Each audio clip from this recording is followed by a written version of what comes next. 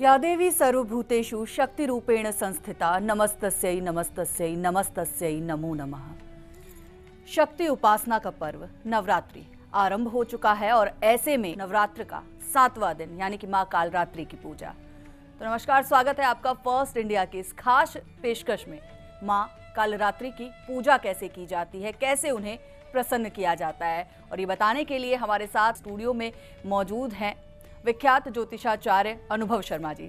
तो उनसे जानेंगे कि कैसे मां कालरात्रि की पूजा की जाती है और सबसे पहला सवाल कि मां कालरात्रि का स्वरूप कैसा है। अनुभव जी, आपसे मैं जानना चाहूंगी कि मां कालरात्रि की हम पूजा करते हैं, मां कालरात्रि का जो स्वरूप है वो स्वरूप कैसा है? क्योंकि अक्सर लोग मां कालरात्रि का नाम सुनकर डरने लग जाते हैं, उन्हें लगता है कि इनकी पूजा का विधान कोई बहुत अलग होगा। फर्स्ट इंडिया न्यूज़ के सभी दर्शकों को नवरात्रि पर्व की बहुत बहुत शुभकामनाएं। यह नवरात्राएं आप सभी के लिए बहुत ही आनंददायक हों एवं फलदायक हों। देखिए, बहुत ही अच्छा प्रश्न किया आपने कि कालरात्रि माँ के स्वरूप से हमें डरने की आवश्यकता नहीं है, क्योंकि माँ कालरात्रि दुर्गा का जो सप्तम स्वरूप है, यह हमें विजय दिलाने वाली माता है।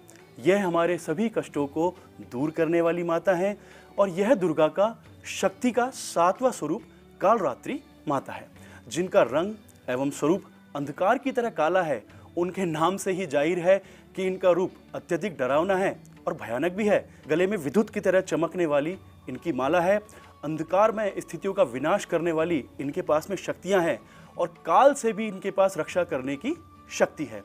इन देवी के 3 नेत्र हैं जो कि ब्रह्मांड के समान बिल्कुल गोल हैं और इनकी सांसों से हमेशा अग्नि निकलती रहती है। ऊपर उठे हुए दाहिने हाथ की वर मुद्रा भक्तों को हमेशा वर देती है और दाहिने ही तरफ का नीचे वाला हाथ हमेशा अभय मुद्रा में रहता है। यानी कि ये भक्तों को हमेशा संकेत देती हैं कि भक्तों हमेशा निडर रहो, हमेशा निर्भय रहो। बाईं तरफ के ऊपर वाले हाथ में लोहे का कांटा है तथा नीचे वाले हाथ में खड्ग है।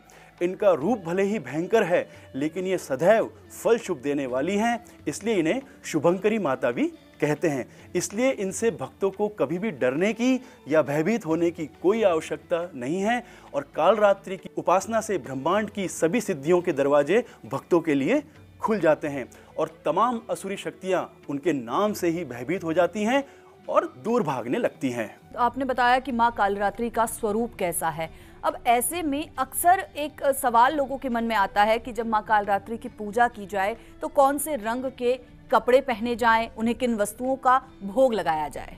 जी बिल्कुल, बहुत ही अच्छा प्रश्न किया हिमाद्री जी आपने। देखिए, नवरात्रि के 7वें दिन कालरात्रि की पूजा के समय हमेशा ही रॉयल ब्लू कलर जो होता है, जिसे शाही नीला कलर भी कहा जाता है, उसको पहन करके हमें पूजा करनी चाहिए। यह रंग जो है शांति, ज्ञान और आत्मविश्वास का प्रतीक है और यह कालरात्रि पूजा के लिए बहुत ही शुभ माना जाता है। इस रंग के कपड़े पहनकर पूजा करने से जो माता हैं वो बहुत ही अत्यधिक प्रसन्न होती है और हमें मानसिक शांति और भावनात्मक स्थिरता प्रदान करती हैं। यह रंग ज्ञान, विजडम यानी कि बुद्धिमता, इन सबको दर्शाता है, जो कि माता के स्वरूप से जुड़ा हुआ है। अब बात करते हैं कि माता को इस दिन हमें क्या भोग लगाना चाहिए। कालरात्रि माँ को प्रसन्न करने के लिए सुबह जल्दी उठकर स्नान करें, साफ सुथरे वस्त्र धारण करें।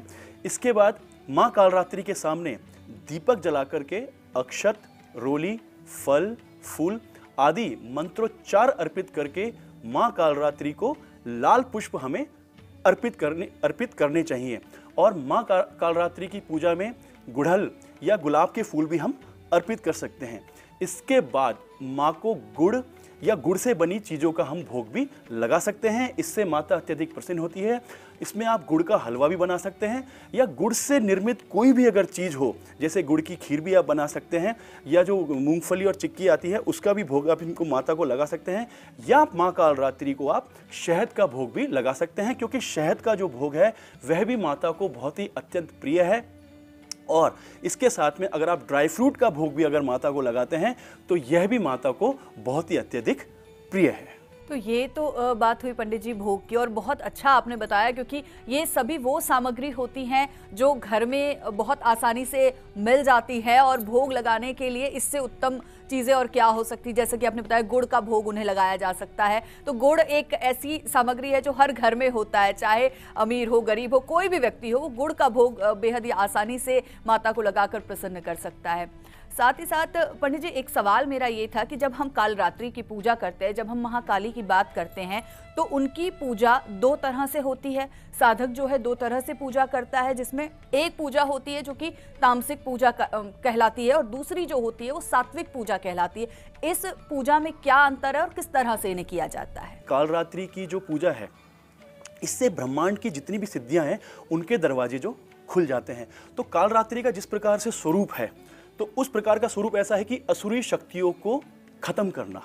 तो असुरी शक्तियों को खत्म करने के लिए जो मंत्र होते हैं वो थोड़े से प्रभावशाली होने चाहिए, जिसमें शाबर मंत्रों का प्रयोग भी किया जाता है।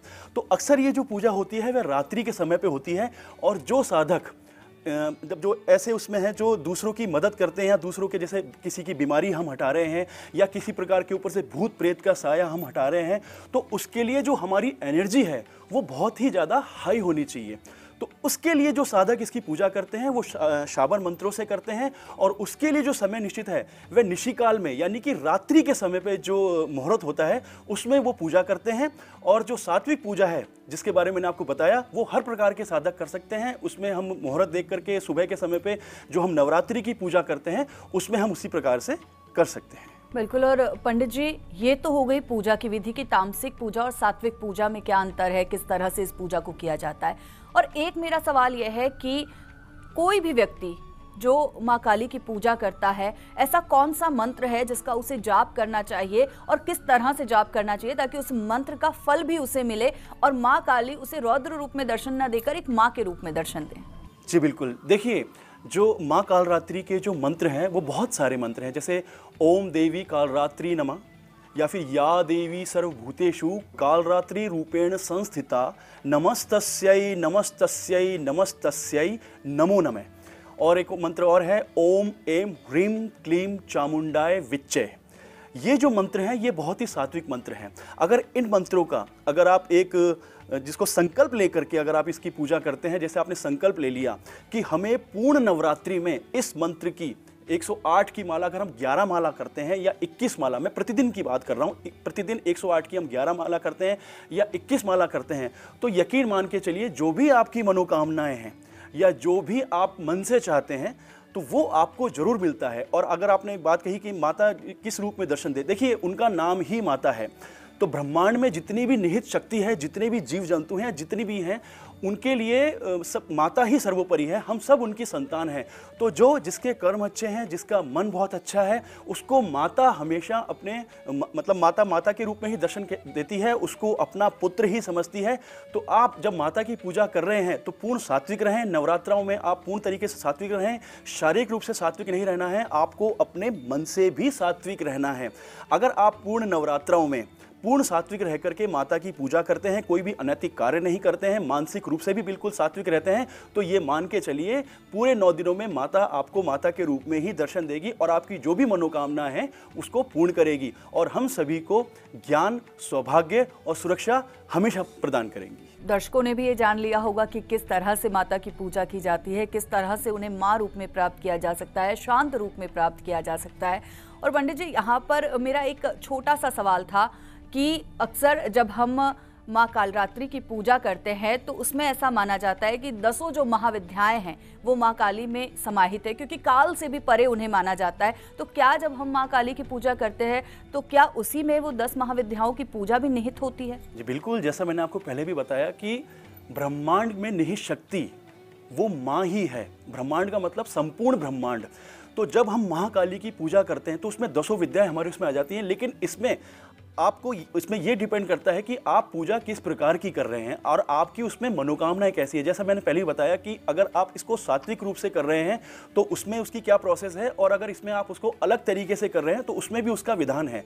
लेकिन महाकाल रात्रि से मैं हमारे दर्शकों को यही कहना चाहूँगा कि महाकाल रात्रि के स्वरूप से आपको बिल्कुल भी डरने की आवश्यकता नहीं है। महाकाल रात्रि के आप जितने भी मंत्र कर रहे हैं उसमें आपको मतलब किसी भी प्रकार की कोई परेशान होने की आवश्यकता नहीं है। आप संकल्प लेकर के इसकी पूजा करें और जो मनोकामना, देखिए एक कहावत है कि जाकी रही भावना जैसी प्रभु मूरत तीनहि दिख वैसी। तो जिस कारण से या जिस भी एक रीज़न की वजह से आप माँ की पूजा करेंगे, क्योंकि सबके जो कारण होते हैं, सबके रीज़न होते हैं, वो बहुत अलग अलग होते हैं।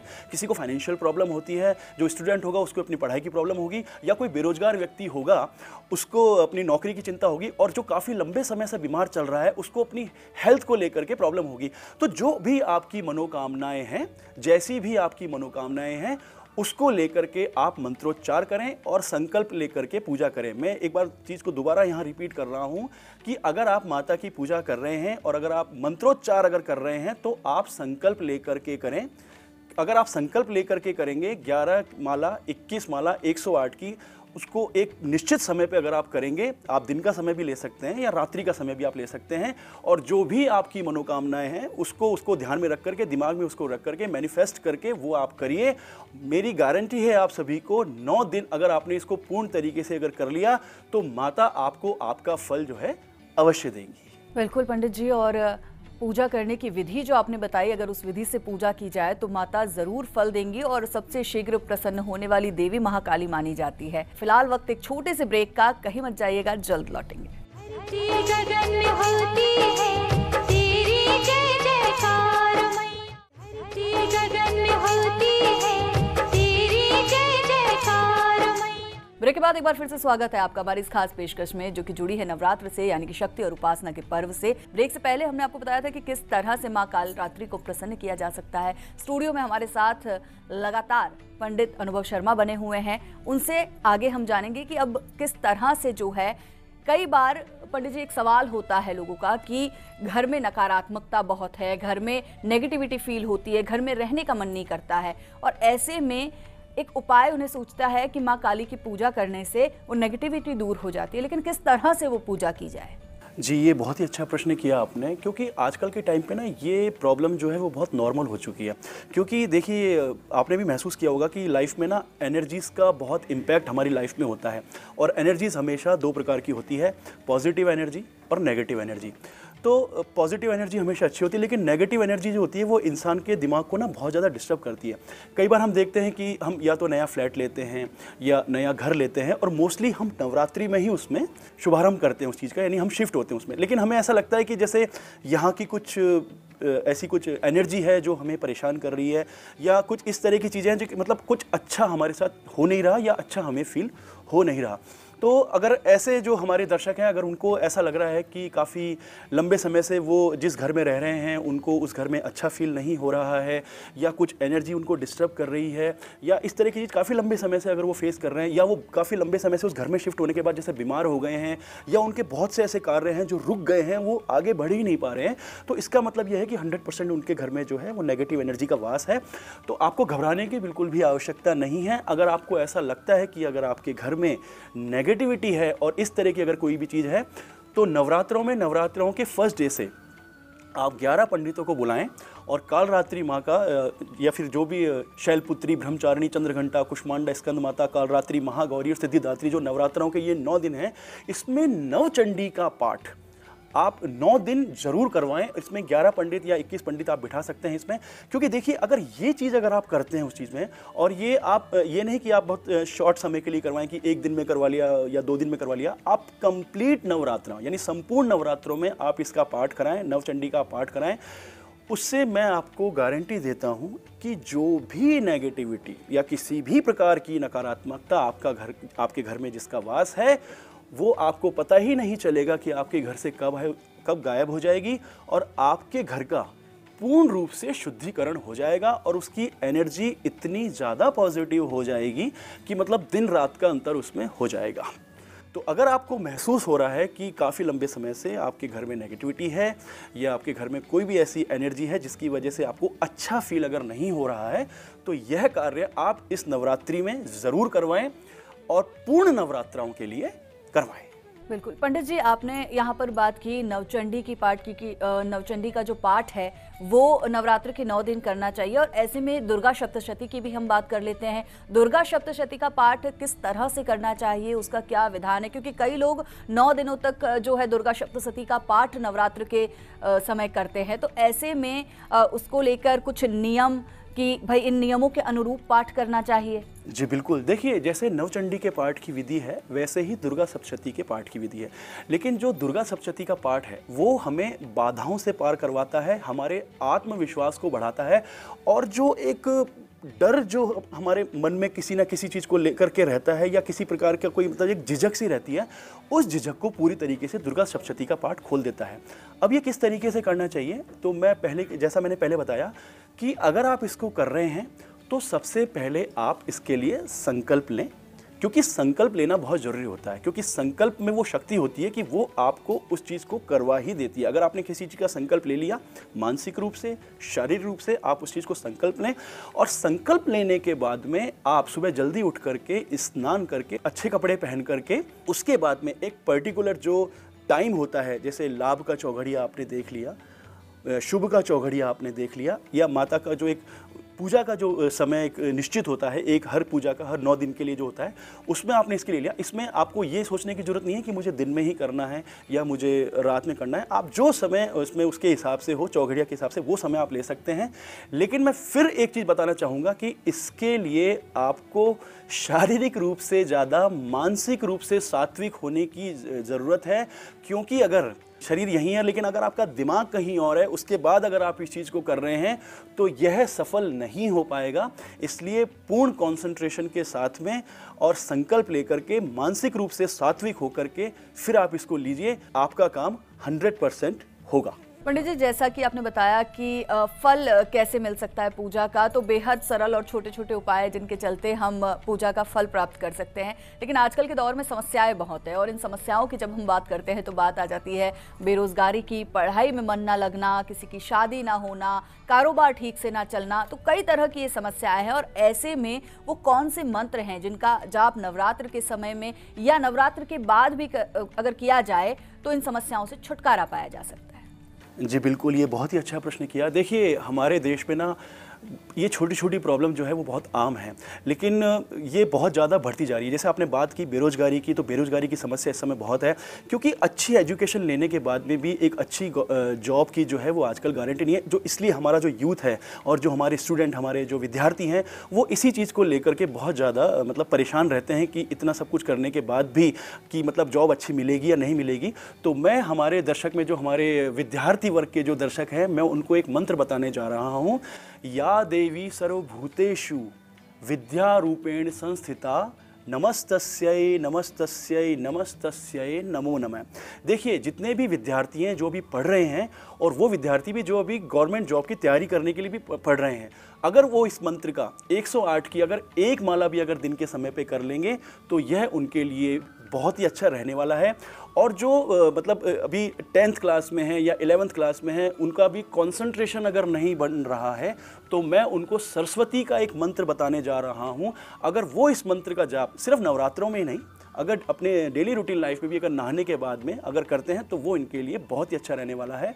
मंत्र इस प्रकार है। या कुंदेन्द्र या शुभ्र वस्त्रावृता या वीणा वर्धन मंडिता या श्वेत पद्मासना या ब्रह्माचु शंकर प्रभृति विद्रेवे सदा वंदिता सामपात सरस्वती भगवती निशेष जाड़ यापहा।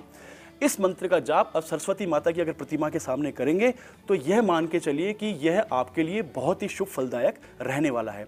अब मैं बात करता हूं कि जो बेरोजगार हैं, जो काफ़ी लंबे समय से अपनी नौकरी के लिए प्रयास कर रहे हैं लेकिन फिर भी उनको नौकरी नहीं मिल पा रही है, और अगर नौकरी मिल भी गई लेकिन उसमें इनसिक्योरिटी है, उनको ऐसा लगता है कि ये नौकरी तो जल्दी छूट जाएगी, तो उनके लिए मैं आपको एक मंत्र बताने वाला हूँ। ये मंत्र बहुत ही विशेष मंत्र है।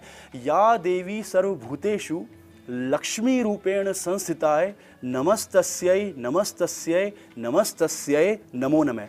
इस मंत्र का जाप आपको 108 की माला कम से कम 11 बार नवरात्रों में करनी है। और अगर आप इसको नवरात्राओं के बाद में भी अगर कंटिन्यू रखते हैं तो यह भी आपके लिए बहुत ही शुभ फलदायक रहने वाला है। और अब बात करते हैं जो व्यक्ति अपने शारीरिक रूप से थोड़ा सा सफ़र कर रहे हैं या काफ़ी लंबे समय से जो मतलब बीमार हैं या उनकी बीमारी ठीक नहीं हो रही है, तो उनके लिए मैं एक मंत्र बताने जा रहा हूँ। यह जो मंत्र है ये ब्रह्मांड से सीधा कनेक्ट है और ये शक्ति का सीधा मंत्र है। या देवी सर्वभूतेषु शक्ति रूपेण संस्थिताय नमस्तस्यै नमस्तस्यै नमस्तस्यै नमो नमः। यह मंत्र उन लोगों के लिए भी है जिनका जो कॉन्फिडेंस लेवल है, आत्मविश्वास है, वह बहुत ही कमज़ोर है, जो किसी भी जॉब के लिए इंटरव्यू देने जाते हैं लेकिन इंटरव्यू में अच्छी परफॉर्म नहीं कर पाते हैं। तो यह आपका आत्मविश्वास बढ़ाने के लिए बहुत ही अच्छा मंत्र है। इसका भी आपको 108 की कम से कम 4 माला दिन में करनी है। अगर आप नवरात्रों में करते हैं तो बहुत ही अच्छा है, और अगर नवरात्रों के बाद भी अगर आप इसको कंटिन्यूटी में रखते हैं, अपने जीवन में अगर आप इसको शामिल करते हैं, तो यह आपके लिए बहुत ही फलदायक रहने वाला है। यहाँ पर हमने कई सारे मंत्रों की बात करी कि उन मंत्रों से किस तरह से जो लाइफ है वो आसान हो सकती है, लेकिन ऐसे में जो बच्चे बहुत छोटे होते हैं, 1 या 2 साल के होते हैं, नज़र लगना जिसकी हम बात करते हैं वो एक आम बात है। कई बार होता है बच्चों को नज़र लग जाती है, और ऐसे में किस तरह से उस नज़र को उतारा जाए, और नवरात्रि में क्या कुछ ऐसा विशेष किया जाए कि बच्चों को बुरी नज़र से बचाया जा सके?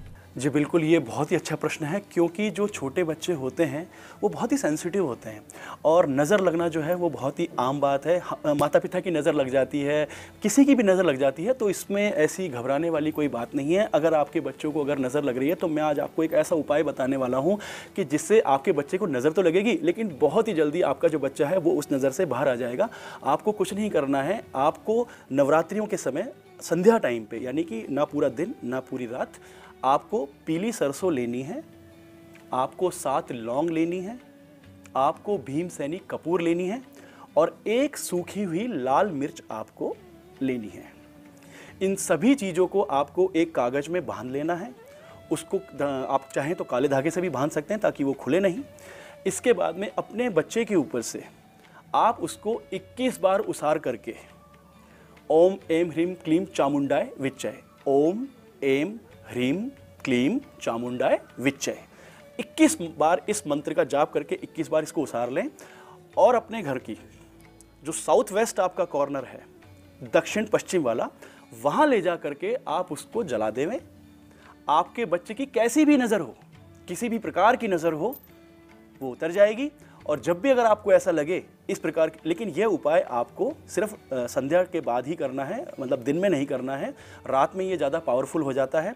और अगर आप इसको कर रहे हैं तो इस चीज़ का भी ध्यान रखें कि उस समय कोई आपको रोके और टोके नहीं, क्योंकि ये जो उपाय है वो बिना रोके बिना टोके होता है। सामग्री आप पहले ला के रख लें, समय निश्चित कर लें, उसके बाद में फिर आप इस उपाय को करें, किसी भी प्रकार की नज़र हो वो हट जाएगी।